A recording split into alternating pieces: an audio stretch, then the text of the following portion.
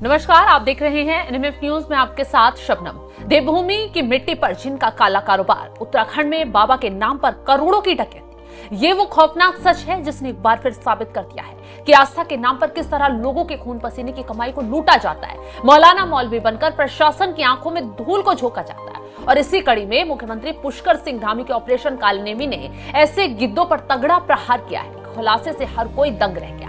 Police ने ऐसे 3 लोगों को पकड़ा है जो प्रदेश में जिन और अदृश्य शक्ति के नाम पर भोले भाले लोगों को जमकर ठग रहे थे। हजारों लाखों नहीं बल्कि करोड़ों रुपए कमा रहे थे, काला कारोबार चला रहे थे। लेकिन जब पुलिस ने उन्हें भागते हुए धर दबोचा तो एक के बाद एक चौंकाने वाले खुलासे होते चले। ये कहानी शुरू होती है उधम सिंह नगर की उस जमीन से जहां जिन के नाम पर करोड़ों का काला साम्राज्य खड़ा किया गया था।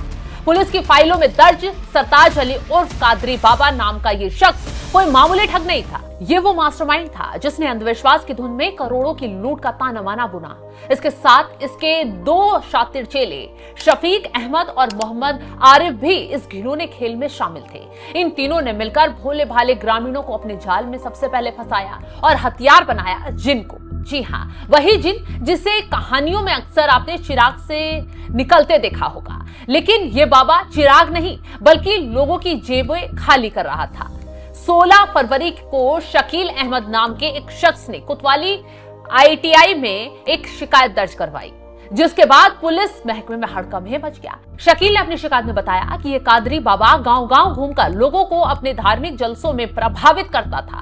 अपनी मीठी बातों और धार्मिक प्रवचनों से पहले लोगों का विश्वास जीतता, फिर जिन्नात के नाम पर पैसे डबल करने की अपनी खौफनाक स्कीमों का प्रचार शुरू कर देता। क्या क्या स्कीमें थी इस लुटेरे की? 40 दिन 4000 का मुनाफा स्कीम। इसमें 15,500 रुपए प्रति माह जमा करने पर 40 दिन के बाद 20,000 रुपए प्रति माह देने का ख्वाब दिखाया जाता था। कामगारों के लिए 25,500 की योजना। मेहनतकश मजदूरों को दोगुनी कमाई का लालच दिया जाता था।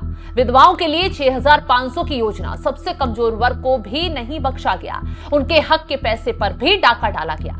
बच्चियों के नाम पर 12,500 की योजना। बेटियों के भविष्य के नाम पर भी इन दरिंदों ने अपनी तिजोरियां भरी। तो ये सिर्फ योजनाएं नहीं थी, ये आम आदमी के सपनों को कुचलने वाली साजिश थी। इन जालसाजों के सहयोगी गांव-गांव जाकर झूठी कहानियां गढ़ते थे कि बाबा से जुड़ने वाले लोगों के पास जिन्नात के जरिए पैसा आ रहा है। उन्होंने प्लॉट, मकान, महंगी गाड़ियां भी खरीद ली थी।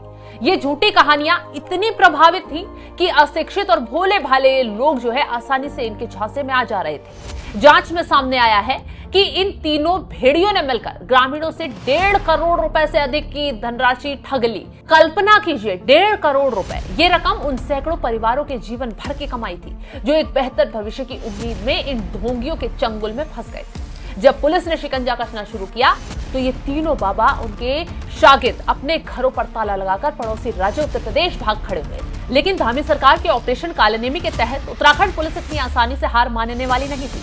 पीड़ितों में बढ़ते असंतोष और न्याय की बढ़ती मांग को देखते हुए SSP उधम सिंह नगर अजय गणपति ने विशेष टीमों का गठन किया। इन टीमों ने दिन रात एक करके यूपी के रामपुर जिले में इन अपराधियों का पीछा किया और आखिरकार सरताज अली उर्फ कादरी बाबा उर्फ सैयद मियां, शफीक और आरिफ को दबोच लिया गया। पुलिस की गिरफ्त में आने के बाद जब इनसे गहन पूछताछ की गई तो इनके काले कारनामों का एक एक पन्ना खुलता चला गया, जिसके बाद तीनों को अब कोर्ट में पेश करते हुए सलाखों के पीछे डाल दिया गया।